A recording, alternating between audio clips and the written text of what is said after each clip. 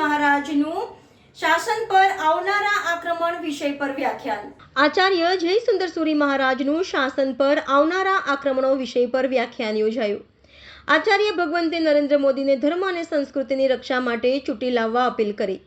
આજે આચાર્ય જય સુંદર સુરી મહારાજે અલકાપુરી જૈન સંઘમાં ઉપસ્થિત જનમેદનીને સંબોધતા જણાવ્યું હતું કે બધાને વાણીની મીઠાશ આપજો, વાણીથી કોઈને ઘાયલ કરશો નહીં, પડતાને પાટું ન મારો, તેમને સાથ આપો.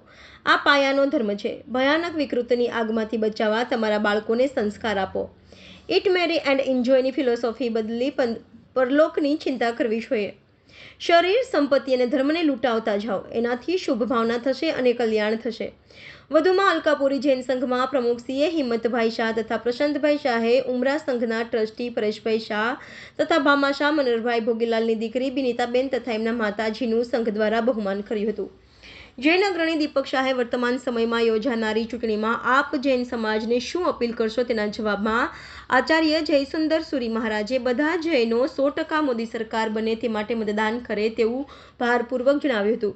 આજના કાર્યક્રમ દિલેશ મહેતા, યુનિવર્સિટીના પૂર્વ સેનેટ અને સિન્ડિકેટ સભ્ય દીપક શાહ, ભરતભાઈ ટોલિયા, જૈન વિધિકાર ધર્મેન્દ્રભાઈ શાહ તથા માંજલપુર જૈન સંઘના ટ્રસ્ટી દિવેશભાઈ દેસાઈ સહિત અનેક મહાનુભાવો ઉપસ્થિત રહ્યા હતા. આજે અલકાપુરી શ્રી સંઘમાં જે જૈનોના દિગ્ગજ આચાર્ય જેને શાસન રક્ષા માટે આખા દેશભરના લોકોને પ્રેરણા આપી અને ભાથું આપ્યું, એમના જ સમુદાયના આચાર્ય ભગવંત જય સુંદર સુરીશ્વરજી મહારાજા જીન સુંદર સુરીશ્વરજી મહારાજા આજે અલકાપુરી શ્રી સંઘમાં પધાર્યા છે.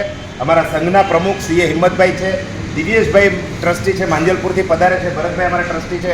આપણે ગુરુદેવને પૂછીએ શાસન રક્ષાની વર્તમાન સમયમાં શું જરૂરિયાત. અત્યારે ઇલેક્શન ચાલી રહ્યું છે. નરેન્દ્ર મોદી સરકાર ફરીથી ચૂંટાઈને આવે, શાસન રક્ષા માટે જે ચંદ્રશેખર મહારાજ સાહેબ ખુદ બોલતા, તો આપનું શું મંતવ્ય છે? નરેન્દ્રભાઈ આમ જુઓ તો એ પોતે હિન્દુત્વને ખૂબ પ્રોત્સાહિત કરે એવા છે અને એટલે હિન્દુ પ્રજા જો હિન્દુત્વ જો જાગતું રહ્યું તો હિન્દુત્વને કારણે પછી બાકીના ધર્મો પણ સારી રીતે સચવાય એ શક્ય બનશે. માટે જૈનો પણ આખિર તો હિન્દુ જ છે.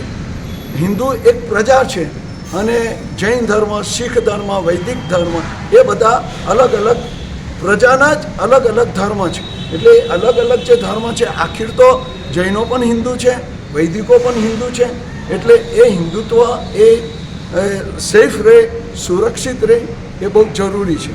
એટલે નરેન્દ્રભાઈના હૃદયની અંદર આ હિન્દુત્વની રક્ષાના જે ભાવો હોય તો એ ભાવો એકદમ અનુમોદનીય છે, એમાં કોઈ બેમત નથી. અને એ હિન્દુત્વ જાગતું રહેશે તો આ સંસ્કૃતિ જે આર્ય સંસ્કૃતિ એ પણ જાગતી રહેશે અને એને કારણે બાકીના જે ધર્મો છે એ ધર્મો પણ ઉચિત રીતે પોતાની આરાધના વગેરે કરતા રહેશે, મોક્ષની અને પરલોકની એ સાધના કરતા રહેશે. માટે એ બધું ખૂબ જરૂરી છે. પ્રજા સુરક્ષિત તો ધર્મ પણ સુરક્ષિત રહેશે. એટલે પ્રજા સુરક્ષિત રહે, એના દ્વારા ધર્મ સુરક્ષિત રહે, ધર્મ દ્વારા પ્રજા સુરક્ષિત રહે. આ બધું જ બહુ જરૂરી છે અને એના માટે हिंदुत्व सुरक्षा થાય. प्लेसमेंट्स प्लेसमेंट्स प्लेसमेंट्स आपको भी प्लेसमेंट्स चाहिए? चलिए दिलाता हूं. हम इस वक्त मौजूद हैं सयाजीगंज में अरीना एनिमेशन में, जिसने देश को कई बड़े designers, 3D artist, web developer और डिजिटल मार्केटिंग एग्जीक्यूटिव्स दिए हैं. इनके साथ कोलैबोरेटेड हैं वडोदरा के 400 प्लस प्लेसमेंट पार्टनर्स और इन सभी प्लेसमेंट पार्टनर्स की प्रायोरिटी है सिर्फ और सिर्फ अरीना. सिर्फ और सिर्फ अरीना ही क्यों? अरे भाई इसमें कोई जैक वैक नहीं है, समझाता हूं. क्योंकि प्लेसमेंट पार्टनर्स को भी पता है कि अरीना में उनको सबसे अच्छे स्टूडेंट्स मिलेंगे. क्यों?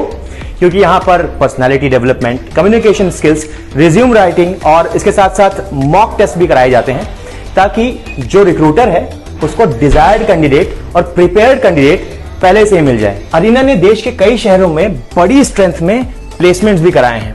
Cities like Mumbai, Delhi, Calcutta, Bangalore, Hyderabad. Placements के मामले में इन सिटीज में इनका दबदबा है. देश के बड़े बड़े स्टूडियोज, गेमिंग प्लेटफॉर्म्स और कंपनीज के साथ इनका कोलैबोरेशन है. और ये जर्नी 1-2 साल की नहीं, पूरे 27 साल की है. 27 साल का अरीना का भरोसा. तो देर किस बात की और टेंशन में क्यों जीना है? अरे आपके अपने शहर वडोदरा में एरिना है